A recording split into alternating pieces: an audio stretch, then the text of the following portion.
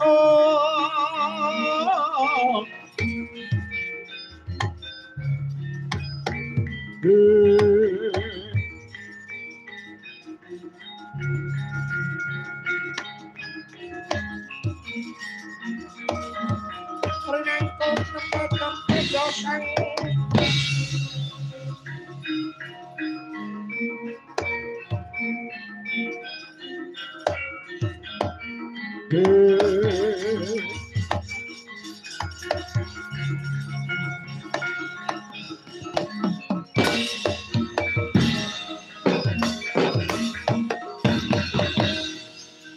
Rikata yen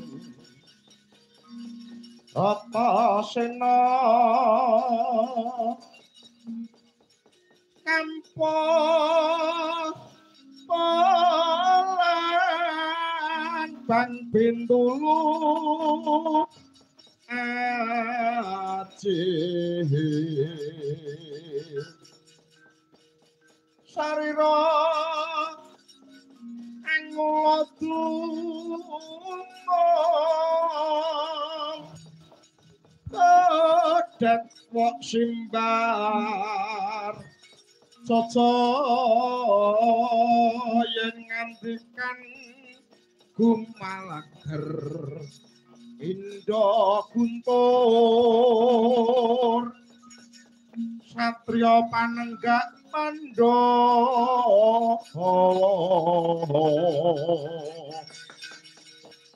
mawa sindu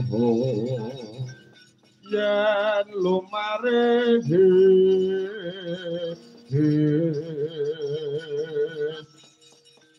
Petruk kantong bolong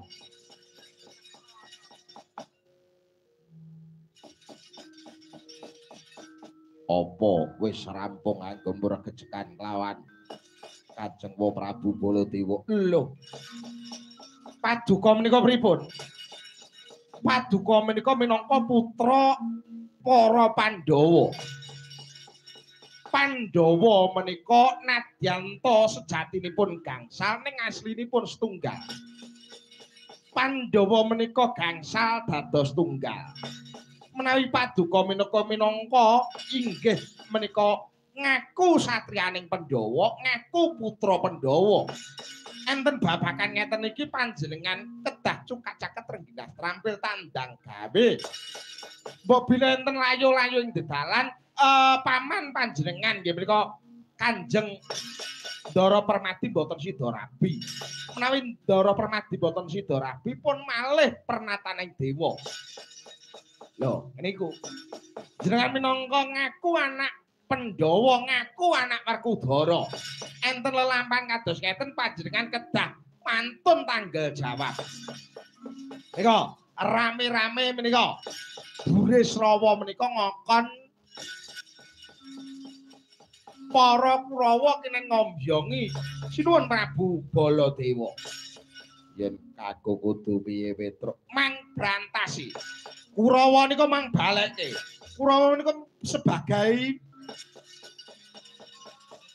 minangka pengisruh wonten ing lelaman menika. Ya yen mangkula baleke minggato Petruk.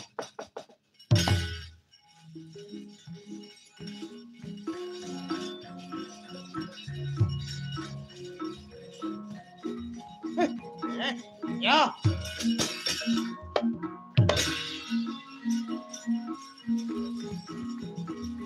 Ayo Kang, tandak gawe Kang.